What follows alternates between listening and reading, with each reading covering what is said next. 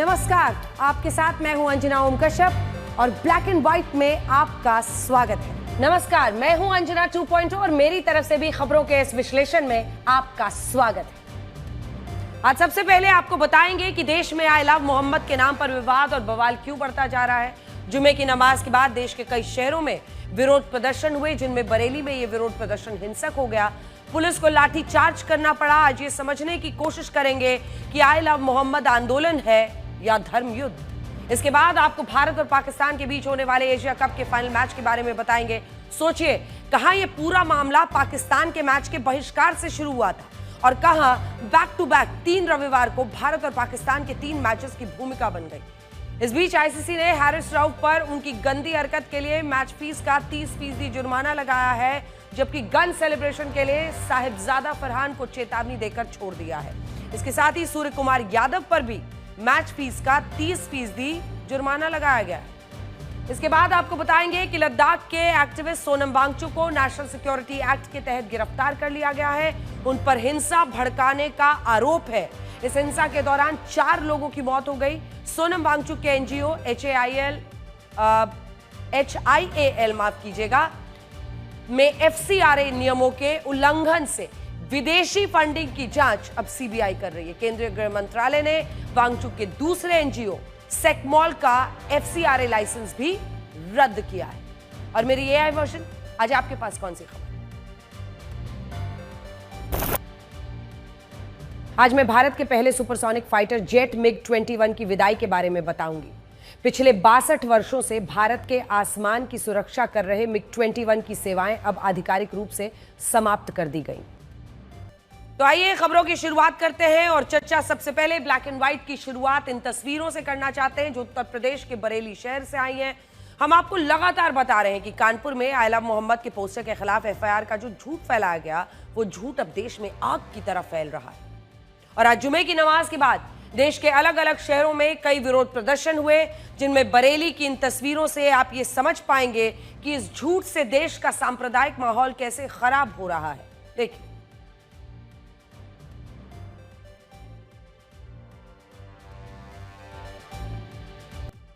ये जो तस्वीरें आप देख रहे हैं, ये बरेली की अल हजरत दरगाह की है, जहां जुमे की नमाज के बाद मुस्लिम पक्ष के लोगों ने आई लव मोहम्मद के नारे लगाए और देखते ही देखते ये विरोध प्रदर्शन एक हिंसक टकराव में बदल गया। और आप इन तस्वीरों में देख सकते हैं कि कैसे प्रदर्शनकारियों ने पुलिस के ऊपर पत्थरबाजी भी की। ये वीडियो देखिए। इसके बाद पुलिस को भी लाठीचार्ज करना पड़ा, जिससे हालात और तनावपूर्ण हो गए। और आज यही सवाल पूछा जा रहा है कि आखिर इस परिस्थिति के पीछे वजह क्या है। पहले ये वीडियो देखिए।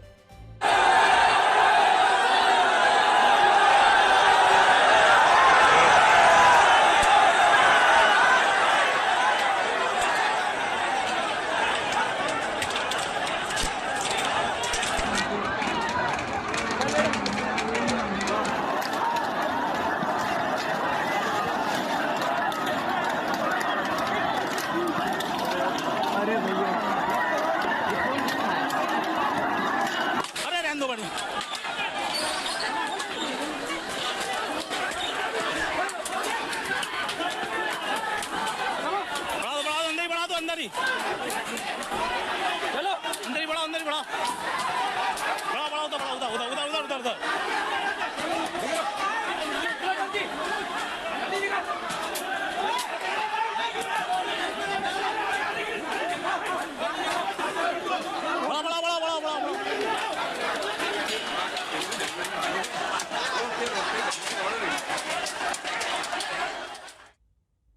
इस घटना के बाद पुलिस ने कई लोगों को गिरफ्तार किया और अब ये मामला संवेदनशील होने के साथ साथ गंभीर होता चला जा रहा है।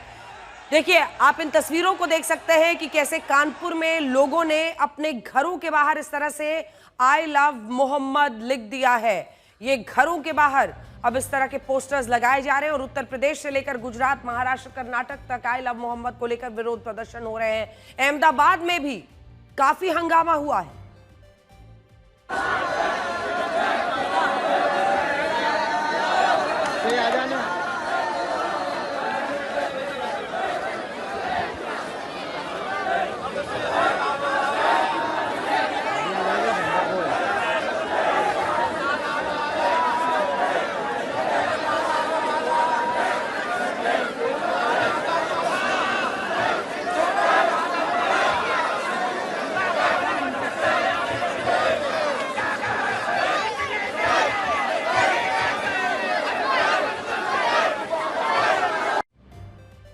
आज जितने भी लोग आला मोहम्मद को लेकर ये विरोध प्रदर्शन कर रहे हैं उन्हें हमारा ये विश्लेषण जरूर देखना चाहिए, क्योंकि अब हम एक एक करके आपके सभी सवालों का जवाब देंगे। और मैं आपको बड़ी स्क्रीन पर दिखाती हूं कि इस विवाद पर दावा आखिर क्यों हो रहा है और उसके पीछे का पूरा सच क्या है। क्योंकि एक आंदोलन जिसे सोशल मीडिया पर शुरू किया गया, उसके पीछे की वजह क्या थी?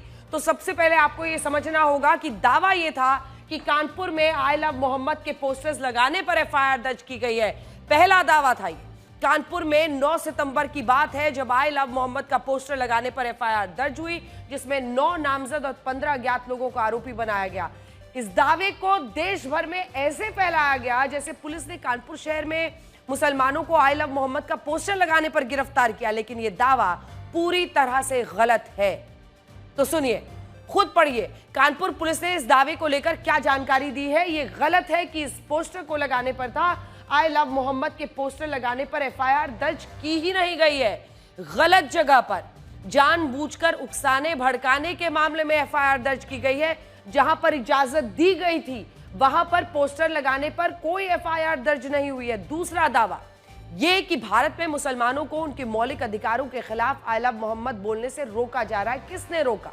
यह दावा गलत है।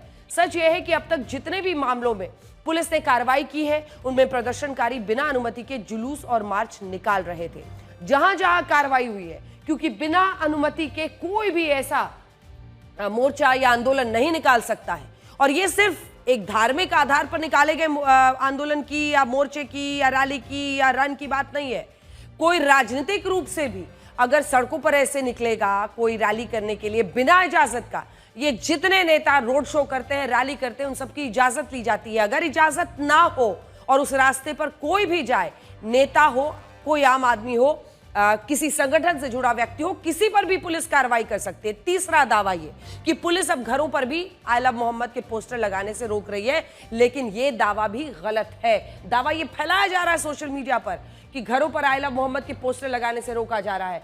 दावा गलत है। कई राज्यों में घरों पर आई लव मोहम्मद के पोस्टर्स लगे हुए हैं और उन्हें किसी ने नहीं हटाया। हमने भी आपको तस्वीरें दिखाई है जहां पर लोग अपने घरों के बाहर ये पोस्टर्स लगाए हुए हैं। लेकिन यहां आपको ये याद रखना होगा कि सार्वजनिक स्थानों पर ऐसे पोस्टर्स या बैनर्स लगाने के लिए प्रशासन की अनुमति जरूरी होती है, और अनुमति के ऐसे पोस्टर्स के साथ ही लगाया जाता है। वहां पुलिस इसका संज्ञान ले सकती है जहां भी बिना अनुमति से लगाया जाता है, और ये सभी धर्म के मामलों में होता है। और आखिर में हम ये कहना चाहते हैं कि हमारे नेताओं को भी इस मामले में ऐसे बयान नहीं देने चाहिए जिससे आम लोगों में एक गलतफहमी पैदा होती है और जानबूझकर फिर उकसावे की एक कड़ी शुरू होती है। और सोशल मीडिया के दौर में हम जी रहे हैं जहां पर इस तरह की भड़काऊ बातों को बहुत तेजी से फैलाया जा सकता है। आम लोगों में गलतफहमी पैदा हो सकती है, क्योंकि ये भारत सभी 145 करोड़ लोगों का देश है और यहाँ इस तरह की नफरत किसी के लिए भी अच्छी नहीं हो सकती। जिस पाकिस्तान के साथ हमें एक नहीं, शुरू में हमने कहा था ना कि एक भी मैच नहीं खेलना था, अब उस पाकिस्तान के खिलाफ भारत को एशिया कप का फाइनल भी खेलना होगा जो 28 सितंबर को होगा।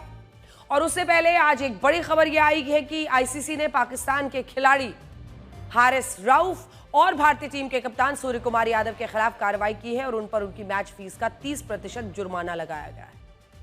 इनमें पाकिस्तानी खिलाड़ी हारिस रऊफ ने भारत के खिलाफ मैच में 6-0 का इशारा करते हुए भारतीय टीम को उकसाने की कोशिश की, बल्कि वहां पर मौजूद जितने लोग मैच देख रहे थे उनकी तरफ भी भड़काऊ तरीके से उकसाने वाली बातें कर रहे थे। और वो ये दिखाना चाहते थे कि ऑपरेशन सिंदूर के दौरान पाकिस्तान ने भारत के विमानों को मार गिराया, जिसके बाद बीसीसीआई ने हारिस रऊफ और पाकिस्तान के एक और खिलाड़ी साहिबजादा फरहान के खिलाफ शिकायत की, जिन्होंने अपने बैट से गन सेलिब्रेशन किया था।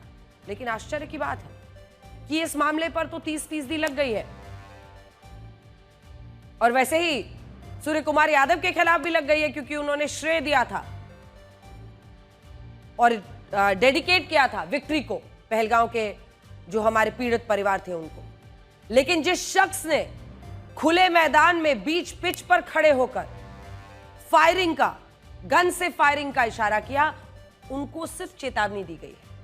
देखिए, इन दोनों के खिलाफ कार्रवाई की मांग हुई थी और आज दुबई के जिस होटल में पाकिस्तान की टीम रुकी हुई है वहां मैच रेफरी रिची रिचर्डसन आए और इसके बाद हारिस रऊफ और साहिबजादा फरहान को उनके सामने पेश होने के लिए कहा गया। इन दोनों खिलाड़ियों ने पहले लिखित में अपना बयान दिया, अपना जवाब दिया, इसके बाद व्यक्तिगत रूप से पेश होकर भी अपनी सफाई दी। इनमें हारिस रऊफ ने मैच रेफरी रिची रिचर्डसन से कहा कि वो दोषी नहीं है और उन्होंने 6-0 का जो इशारा किया था उसका भारत से कोई लेना देना नहीं था। लेकिन इसके बाद मैच रेफरी रिची रिचर्डसन ने यह पूछा कि अगर इसका भारत से कोई लेना देना नहीं था तो 6-0 का इशारा करके क्या बता रहे थे, जिस पर हैरिस रऊफ कोई स्पष्ट जवाब दे नहीं पाए। और यह माना गया कि उस दिन इस पाकिस्तानी खिलाड़ी ने मैच के दौरान भारत के खिलाड़ियों को उकसाने की कोशिश की थी और इसके लिए हैरिस रऊफ पर उनकी मैच फीस का 30% जुर्माना लगाया गया, जबकि साहिबजादा फरहान को उनके गन सेलिब्रेशन जिसकी तस्वीर आप देख रहे हैं, रऊफ को हटाकर अगर गन सेलिब्रेशन की तस्वीर हम दिखा दें, गन सेलिब्रेशन के लिए चेतावनी दी गई सिर्फ,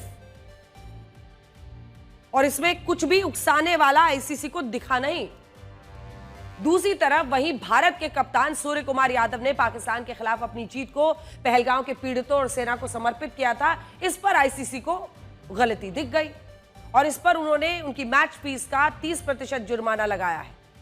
यानी पीड़ितों को, आतंक के पीड़ितों को अपनी जीत समर्पित करना तो अपराध हो गया, लेकिन बीच मैदान में, बीच पिच पर गन सेलिब्रेशन करना या गन का इशारा करना, उकसाने वाली हरकत करना, उसमें आईसीसी को कोई गलती दिखी नहीं है। सबके बीच बड़ी बात यह है कि अब 28 सितंबर को भारत और पाकिस्तान के बीच फाइनल मैच होने वाला है और ये 41 सालों में पहली बार है जब एशिया कप के फाइनल में भारत और पाकिस्तान की टीमें आमने सामने आई हैं। सोचिए, कहां तो भारत के बहुत सारे लोग ये कह रहे थे कि हमें पहलगांव हमले के बाद पाकिस्तान के साथ मैच खेलने का जरूरत ही नहीं है, बहिष्कार करना चाहिए, और कहां अब इसी एशिया कप में 41 साल बाद पहली बार भारत और पाकिस्तान के बीच 41 साल बाद पहलगांव के आतंकी हमले और सफल ऑपरेशन सिंदूर के बाद ये फाइनल मुकाबला अब होने जा रहा है। और हम आपको कि ये कोई सामान्य मैच नहीं होगा ये लिख कर दे रहे हैं। जिस तरह से भावनाएं चरम पर होंगी, पाकिस्तान की टीम, पाकिस्तान का क्रिकेट बोर्ड, पाकिस्तान के लोग, पाकिस्तान के टीवी चैनल कल रात से ये चर्चा कर रहे हैं कि इस मैच में अगर जीत गए तो वो क्या क्या करेंगे। हारते हैं, बार बार हारते हैं, हर मकाम पर हारते हैं, लाइव मैच में हारने के बाद भी इनको अकल नहीं आती है। खैर, सबसे बड़ी बात तो ये है कि वो ये कह रहे हैं कि पाकिस्तान अगर जीत जाता है तो उसे अपनी ये जीत अपनी सेना को समर्पित करनी चाहिए। और पाकिस्तान के कप्तान सलमान अली आगा ने कहा है कि पाकिस्तान बहुत उत्साहित है, उसे मालूम है कि उसे क्या करना है। पाकिस्तान की टीम इतनी मजबूत है कि वो किसी को भी हरा सकती है और इस संडे को उसके सभी 11 खिलाड़ी भारत को हराने के लिए मैदान पर उतरेंगे। जबकि पाकिस्तान के टीवी चैनलों पर तो ये कहा जा रहा है कि कहीं भारत डर के मारे पाकिस्तान के खिलाफ फाइनल खेलने से इनकार ना कर दे। सोचिए, ये पाकिस्तान और पाकिस्तान के ये खिलाड़ी, कमेंटेटर्स कुछ भी बोलते हैं, ये नहीं देख रहे हैं कि इसी एशिया कप में भारत ने इसी पाकिस्तान टीम को एक बार नहीं बल्कि 2-2 बार हराया। जैसे एक पूरे देश के आंखों पर पट्टी बन जाए, उसकी आंखों में इतनी धूल चली जाए कि उसे सच और झूठ के बीच का फर्क ही ना समझ में आए। कुछ यही हाल पाकिस्तानियों का हो चुका है। आपने उनकी बात सुनी होगी, कॉमेडी से ज्यादा अब इनकी बात कुछ समझ में आती नहीं है। मैं आपको बड़ी स्क्रीन पर जरा ये दिखाना चाहती हूँ, क्योंकि देखिए अब ये भारत पाकिस्तान का जो फाइनल मुकाबला है वो होने वाला है। तो क्रिकेट में भारत पाक टक्कर में अंतर्राष्ट्रीय मुकाबलों के फाइनल में अब तक 12 बार आमने सामने हुए हैं, जिसमें 8 बार जीत पाकिस्तान की हुई है और 4 बार भारत की हुई है। अंतर्राष्ट्रीय क्रिकेट में अब तक कुल 12 बार फाइनल मुकाबलों में भारत और पाकिस्तान के बीच टक्कर हुई है, जिनमें 8 बार पाकिस्तान जीता है, 4 बार भारत जीता है। पाकिस्तान इन आंकड़ों को देखकर खुश हो रहा है, लेकिन हम आपको बताते हैं कि इनमें से 11 फाइनल्स वनडे फॉर्मेट में खेले गए, जबकि T20 फॉर्मेट में सिर्फ एक फाइनल खेला गया, जो कि साल 2007 में हुआ था और उसमें भारत जीता था। और इस बार भी एशिया कप T20 फॉर्मेट में खेला जा रहा है, जहां भारत के पास 1-0 की बढ़त है। वनडे फॉर्मेट्स में 11 हुए थे और T20 फॉर्मेट में एक फाइनल वर्ष 2007 में हुआ था, 1984 में। तब भारत ने पीटा था, अच्छे से पीटा था। 2007 में वापस गए थे तो खिलाड़ियों के लिए वहां पर बड़ी मुश्किल हुई थी पाकिस्तान में, और यह हमेशा इतिहास रहा है। पाकिस्तान के खिलाड़ी जब पिट के जाते हैं तो उनके साथ वहां पर बहुत ही बुरा सलूक होता है। बहर आइए आपको दिखाते हैं, एशिया कप का खिताब भारत ने 8 बार जीता है। तो उसमें कौन कौन से साल है? 1984 से लेकर, जूम इन कीजिएगा, 1984 से लेकर 1988, 1990, 1995, 2010, 16, 18, 23, ये पूरा 8 बार एशिया कप भारत ने जीता है और 8 बार ये मैच जीता है और 2 बार इसे पाकिस्तान ने भी जीता है। तो वो भी आपको बता दें, वर्ष 2000 और 2012 में 8 बार भारत ने ये मैचेस जीते हैं, ये एशिया कप जीता है। तो फाइनल्स में पहुंचकर सभी को इंतजार रहेगा संडे के मैच का। इसके अलावा इस बार के एशिया कप में भारत ने पाकिस्तान की इसी टीम को एक बार नहीं दो बार हरा दिया है। सबसे पहले 14 सितंबर को भारत ने 7 विकेट से ये मैच जीता, पाकिस्तान को हराया, और फिर 21 सितंबर को फिर 6 विकेट से भारत मैच जीता है। हमारे स्टार बल्लेबाज अभिषेक शर्मा ने तो पाकिस्तान की नींद उड़ाई हुई है। अब ये वाला जरूर सुनिएगा, पाकिस्तान के टीवी चैनलों पर यह कहा जा रहा है कि एक बार के लिए मौत आ जाए लेकिन अभिषेक शर्मा खेलने नहीं आए। तो शर्मा जी का खौफ आप देख रहे हैं पाकिस्तान में, लेकिन इधर पाकिस्तान के पूर्व खिलाड़ी शोएब अख्तर ने भी अभिषेक शर्मा को गलती से अभिषेक बच्चन कह दिया। मतलब ऐसी हालत सबकी खराब है अभिषेक शर्मा के नाम पर। आप समझ सकते हैं कि इस वक्त पाकिस्तान में अभिषेक शर्मा का कैसा खौफ चल रहा है। सुनिए, वायरल हो रहा है खूब, अभिषेक बच्चन को आउट करा रहे हैं क्रिकेट के मैदान में। खैर, पाकिस्तान के इस हाल को देखकर ऐसा लगता है कि आज अगर कोई ये पूछे कि पाकिस्तान में ये क्या चल रहा है, तो पाकिस्तानी यही कहेंगे कि अभिषेक शर्मा चल रहा है। जैसा खौफ इस वक्त पाकिस्तान में अभिषेक शर्मा का है, वैसा ही खौफ हमास और हिजबुल्लाह के आतंकवादियों में इजराइल की सेना का है। और अगर आपको यकीन नहीं है तो जरा इस खबर को देखिए। आज संयुक्त राष्ट्र महासभा में इजराइल के प्रधानमंत्री बेंजामिन नेतन्याहू ने भाषण दिया, जिसमें वो अपने साथ एक नक्शा लेकर आए थे और इसे दिखाकर संयुक्त राष्ट्र में ये बता रहे थे कि उन्होंने एक एक करके अपने सभी दुश्मनों को साफ कर दिया है।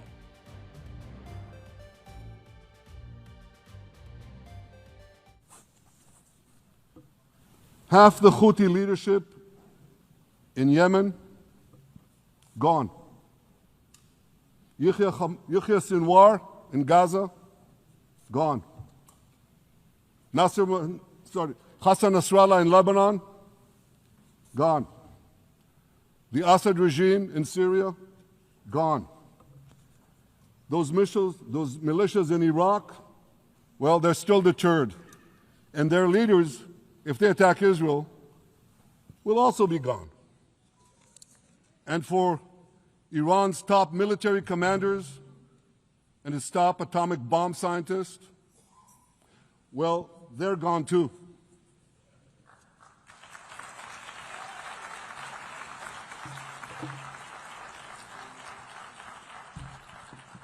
सोचिए, संयुक्त राष्ट्र में 2 दिनों से फिलिस्तीन का मुद्दा गूंज रहा था, लेकिन आज इजराइल ने पूरी तस्वीर पलट कर रख दी। साफ कहा कि वो किसी आतंकवादी को नहीं छोड़ेगा, और प्रधानमंत्री बेंजामिन नेतन्याहू ने हमास को भी आखिरी चेतावनी दी है और ये कहा है कि अगर उसने इजराइल के 48 बंधकों को रिहा नहीं किया तो उसका बहुत बुरा हश्र होगा। Thanks to special efforts by Israeli intelligence, my words are now also being carried. They're streamed live to the cell phones of Gazans. So to the remaining Hamas leaders and to the jailers of our hostages, I now say, lay down your arms. Let my people go. Free the hostages, all of them, the whole 48. Free the hostages now.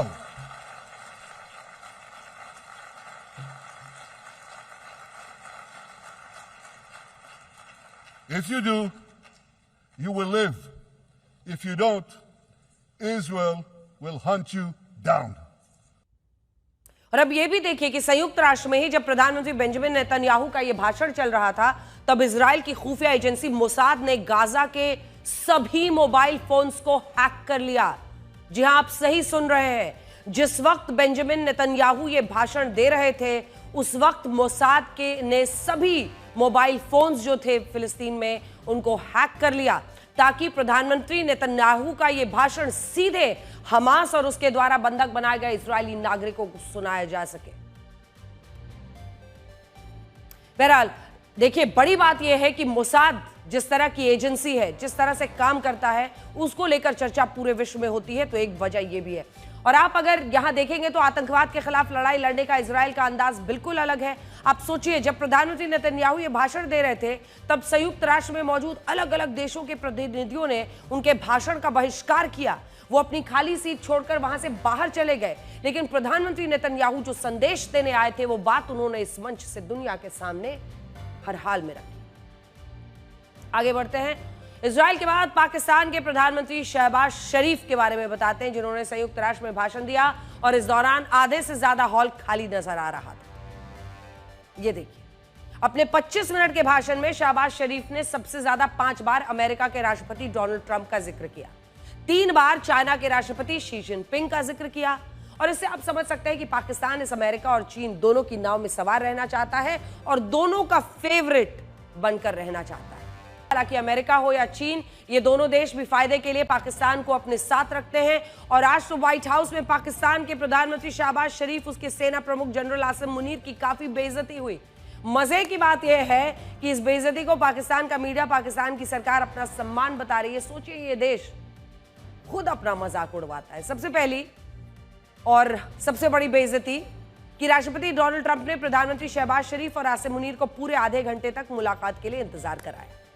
राष्ट्रपति Donald Trump को यह बात पता थी कि शहबाज शरीफ, आसिम मुनीर उनसे मुलाकात करने के लिए इंतजार कर रहे हैं, लेकिन इसके बावजूद उन्होंने ओवल ऑफिस में अपनी प्रेस कॉन्फ्रेंस को टाला नहीं, जबकि आमतौर पर ऐसी मुलाकातों के दौरान राष्ट्रपति ट्रंप अपनी प्रेस कॉन्फ्रेंस को आगे बढ़ा देते हैं, लेकिन इस मामले में ऐसा कुछ नहीं हुआ। इस प्रेस कॉन्फ्रेंस के दौरान शहबाज शरीफ और आसिम मुनीर को किसी और कमरे में बिठा दिया गया और दोनों के चेहरों पर इस बेइज्जती का दर्द साफ दिख रहा था। सिर पर हाथ रखे इंतजार कर रहे थे। खुद राष्ट्रपति ट्रंप ने अपनी प्रेस कॉन्फ्रेंस में यह बताया कि शहबाज शरीफ, आसिम मुनीर उनसे मिलने के लिए आए हुए हैं, लेकिन उन्हें किस कमरे में इंतजार करने के लिए बैठाया गया है वो इसके बारे में नहीं जानते। सुनिए पहले। अमेरिकी तड़के के साथ इंटरनेशनल बेइज्जती इसे ही कहते हैं। पाकिस्तान की दूसरी बड़ी बेइज्जती यह हुई कि जब शहबाज शरीफ और आसिम मुनीर व्हाइट हाउस पहुंचे तो राष्ट्रपति डोनाल्ड ट्रंप उनका स्वागत करने नहीं आए। जबकि बाकी देशों के नेता व्हाइट हाउस आते हैं तो राष्ट्रपति ट्रंप उन्हें खुद रिसीव करते हैं, उनका पूरा सत्कार भी किया जाता है। लेकिन इस मामले में ऐसा कुछ हुआ नहीं और इससे बढ़िया स्वागत तो पाकिस्तान के पूर्व प्रधानमंत्री इमरान खान का हुआ था। साल 2019 में इमरान खान जब व्हाइट हाउस आए थे तब राष्ट्रपति ट्रंप ने खुद उन्हें रिसीव किया था और उनके साथ मीडिया के सामने बातचीत भी की थी। इसके अलावा उस वक्त इमरान खान अकेले व्हाइट हाउस आए थे और पाकिस्तान के पूर्व सेना प्रमुख कमर जावेद बाजवा भी उनके साथ मौजूद नहीं थे। लेकिन इस बार प्रधानमंत्री शहबाज शरीफ सेना प्रमुख जनरल आसिम मुनीर के साथ व्हाइट हाउस पहुंचे, जिससे यह सवाल भी खड़ा होता है कि क्या आसिम मुनीर ही सुपर पीएम है और शहबाज शरीफ सिर्फ मुखौटा। वैसे अभी पाकिस्तान की इस बेइज्जती की लिस्ट खत्म नहीं हुई है। राष्ट्रपति डोनाल्ड ट्रंप ने प्रधानमंत्री शहबाज शरीफ और आसिम मुनीर के साथ बंद दरवाजे के पीछे मुलाकात की और इस मुलाकात को मीडिया से दूर रखा गया। और इस बेइज्जती के बाद प्रधानमंत्री शहबाज शरीफ और आसिम मुनीर के साथ राष्ट्रपति डोनाल्ड ट्रंप का जो वीडियो रिकॉर्ड हुआ उसमें भी कोई आवाज नहीं थी, यानी उसको म्यूट कर दिया गया था। और ऐसा कहा जा रहा है कि व्हाइट हाउस ने इसकी इजाजत नहीं दी और बाद में पाकिस्तान की मीडिया, पाकिस्तान की सरकार ने शेकी बगाड़ने के लिए अपना खुद का म्यूजिक लगाकर इस वीडियो को जारी कर दिया। हाथ भी कैसे मिलाया आपने देखा ही है, ये वीडियो देखिए। अब एक और बेइज्जती सुनिए। पाकिस्तान इस मुलाकात को ऐतिहासिक बता रहा है, लेकिन हकीकत यह है कि व्हाइट हाउस ने आधिकारिक रूप से इस मुलाकात का कहीं कोई जिक्र नहीं किया और ना ही इस मुलाकात की तस्वीरों को सोशल मीडिया पर साझा किया है। और इससे आप ये समझ सकते हैं कि पाकिस्तान के बूट पॉलिश पीएम की अमेरिका के सामने क्या हैसियत है। पाकिस्तान की तमन्ना तो यह है कि वो भारत जैसा बनना चाहता है, लेकिन पाकिस्तान की हकीकत क्या है वो आप इन तस्वीरों में समझिए। पाकिस्तान के सेना प्रमुख जनरल आसिम मुनीर की हाइट राष्ट्रपति डोनाल्ड ट्रंप से कम है। अब आसिम मुनीर की हाइट है 5 फीट 10 इंच और राष्ट्रपति ट्रंप की हाइट है 6 फीट 3 इंच।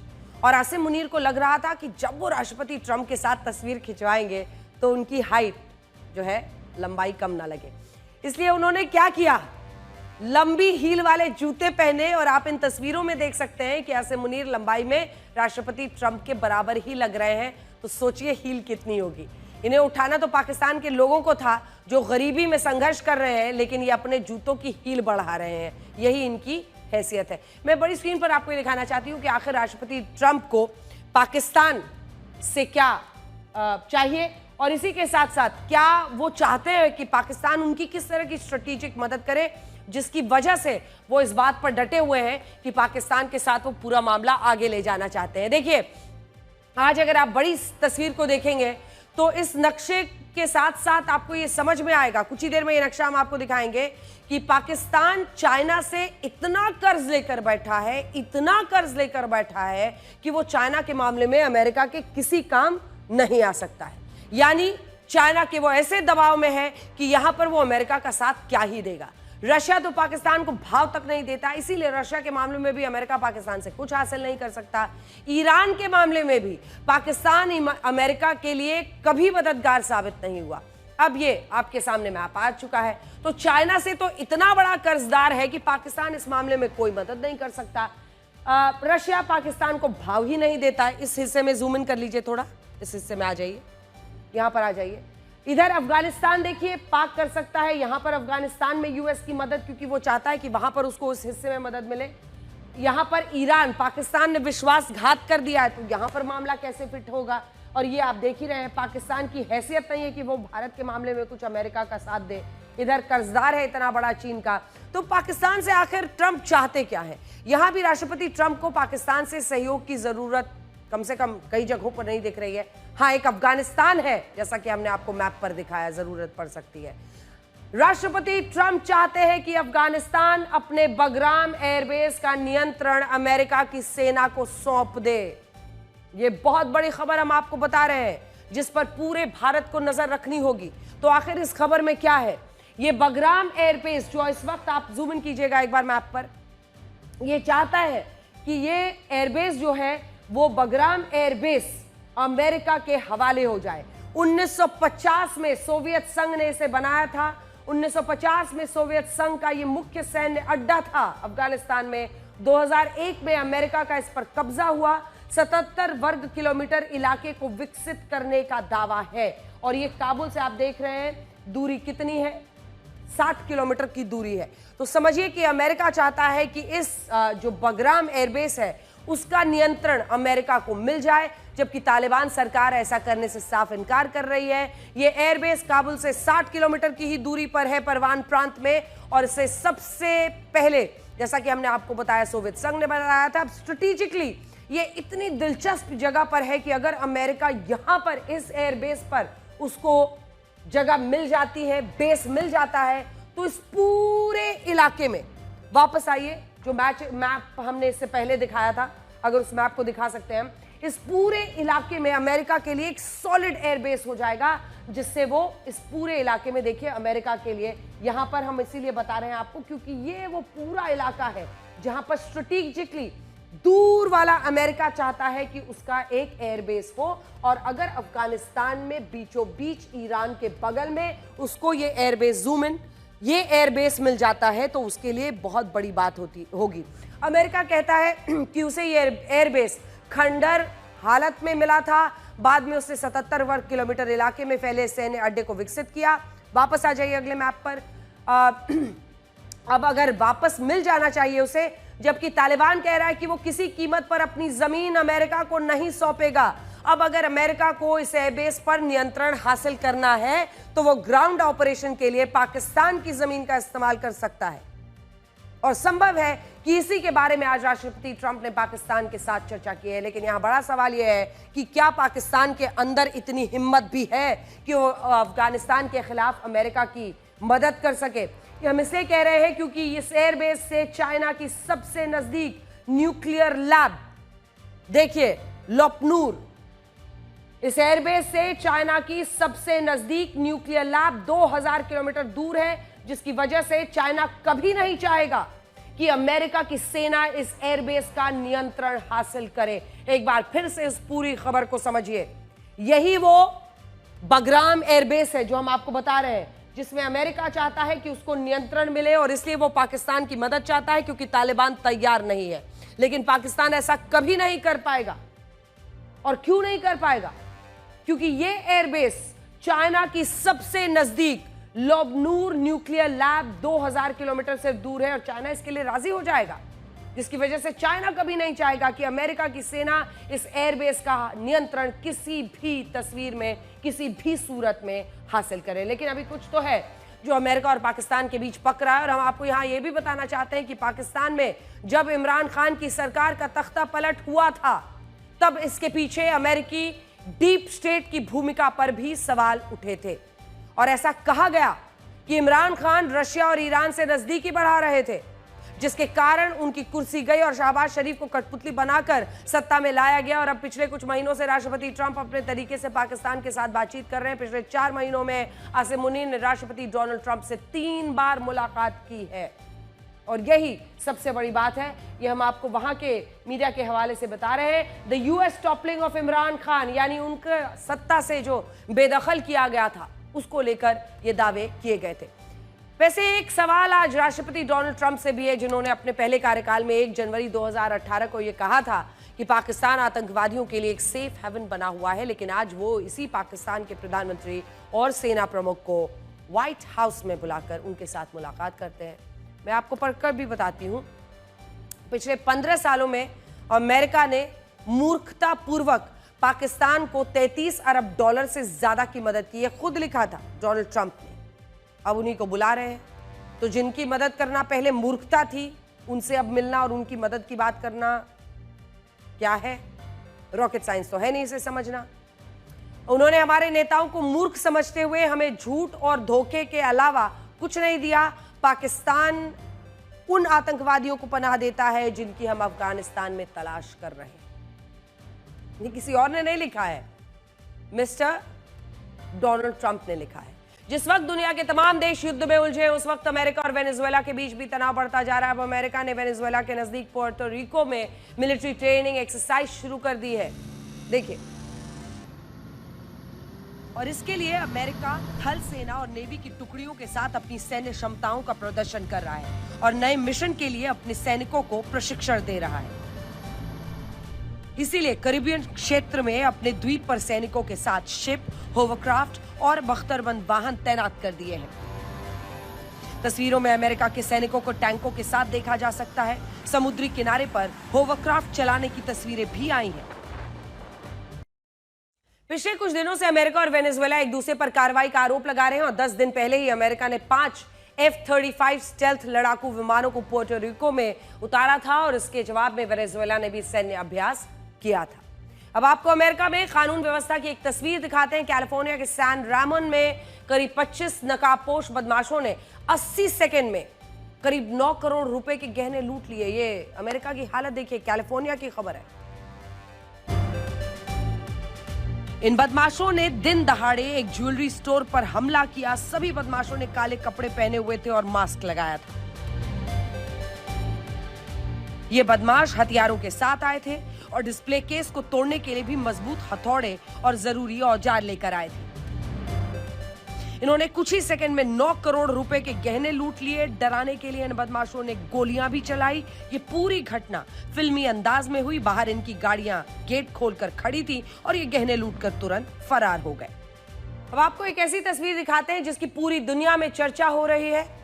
ये तस्वीर अमेरिका के राष्ट्रपति डोनाल्ड ट्रंप और उनकी पत्नी फर्स्ट लेडी मेलानिया ट्रंप की है। दावा किया जा रहा है कि अब जब दोनों विमान में बैठे थे तब दोनों के बीच तीखी बहस हो रही थी और ये वीडियो विमान के बाहर से कैप्चर हुआ, जिसमें राष्ट्रपति ट्रंप मेलानिया ट्रंप की ओर उंगली दिखाकर कुछ कहते हुए दिखाई दे रहे हैं, जबकि अमेरिका की फर्स्ट लेडी मेलानिया जवाब में सिर हिला रही हैं। हालांकि यहाँ ये स्पष्ट नहीं है कि वो किस बारे में बात कर रहे हैं, लेकिन ऐसा लग रहा है कि ये बातचीत सामान्य ना होकर तनावपूर्ण है। देखिए, एक बार ये वीडियो दिखा दीजिए फुल फ्रेम। कुछ महीने पहले फ्रांस के राष्ट्रपति इमैनुअल मैक्रों का वीडियो भी चर्चाओं में रहा था। इस वीडियो में दिख रहा है कि जैसे ही विमान का दरवाजा खुलता है, राष्ट्रपति मैक्रों अचानक पीछे हटते हैं, जबकि उनकी पत्नी ब्रिगेड जो है मैक्रों के मुंह पर धक्का दे रही है।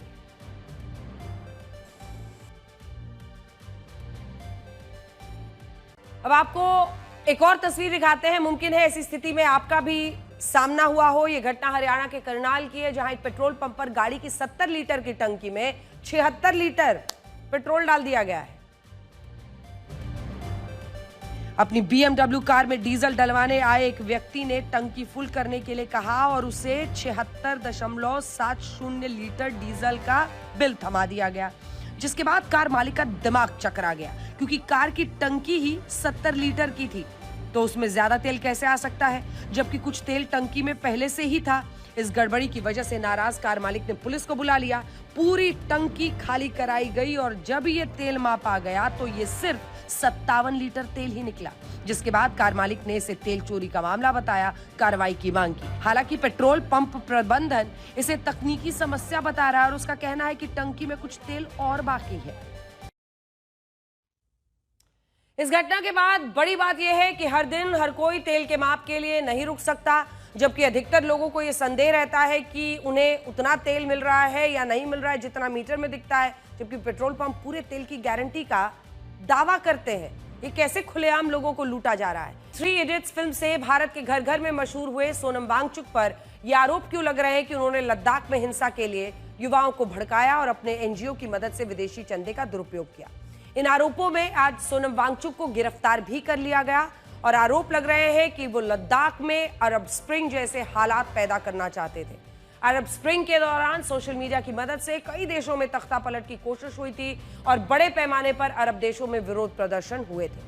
हालांकि इन आरोपों को सोनम वांगचुक लगातार खारिज कर रहे हैं, लेकिन इन आरोपों के बीच उनके एनजीओ पर विदेशी फंडिंग लेने के भी आरोप लगे, जिससे उनकी मुसीबतें बढ़ी। सोनम वांगचुक को राष्ट्रीय सुरक्षा कानून के तहत गिरफ्तार किया गया है। जानकारी ये मिल रही है कि उन्हें दिल्ली लाया जाएगा। लेह में 24 सितंबर को पूर्ण राज्य का दर्जा और 6ठी अनुसूची में शामिल करने की मांग को लेकर प्रदर्शन शुरू हुए, जिसमें हिंसा भड़क गई थी। इस हिंसा में बीजेपी का दफ्तर और कुछ गाड़ियों को आग के हवाले कर दिया गया।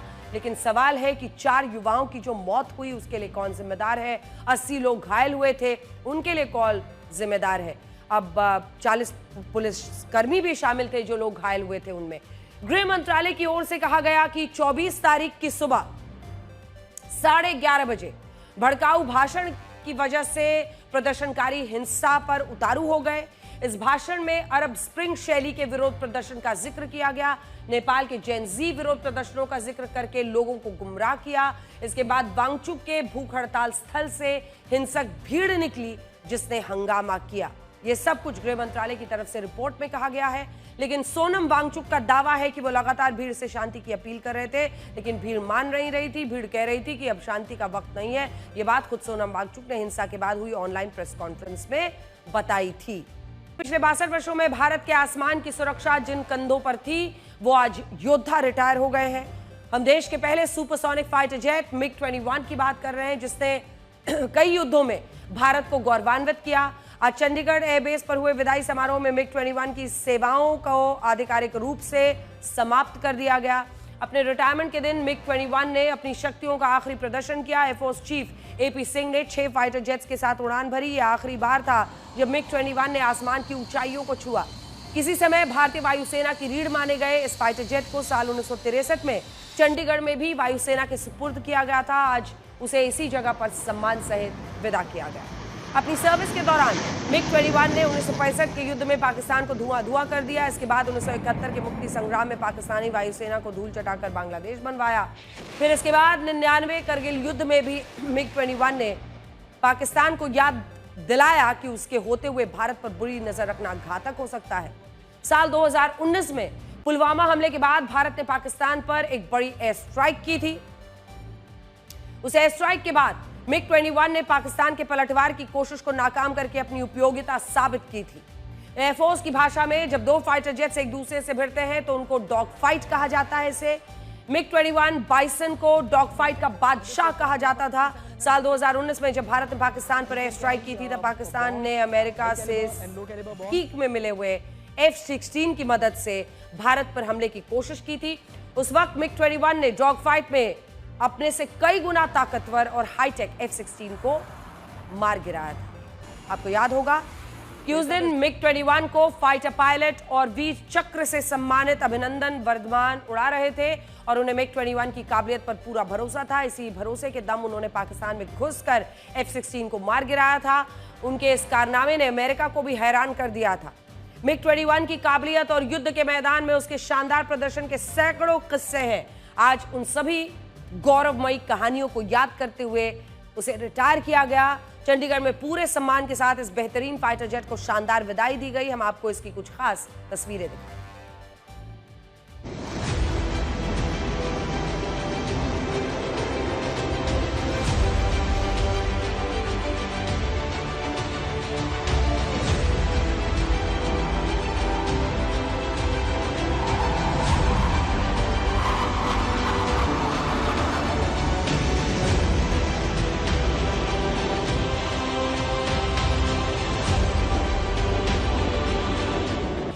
देश ऐसे हैं जिन्होंने MiG-21 का इस्तेमाल किया, लेकिन भारत अब तक एकमात्र ऐसा देश है जो अब भी इन्हें उड़ा रहा है। ये पुराने हो गए हैं लेकिन आज भी सर्विसेबल हैं और कॉम्बैट रेडी हैं। यही दिखाने के लिए एयर चीफ मार्शल खुद बादल फॉर्मेशन में एक फ्लाई पास्ट कर रहे हैं। और किसी को धोखा देकर खुश मत होना, क्योंकि वक्त का तमाचा मुंह पर नहीं रूह पर लगता है। नमस्कार।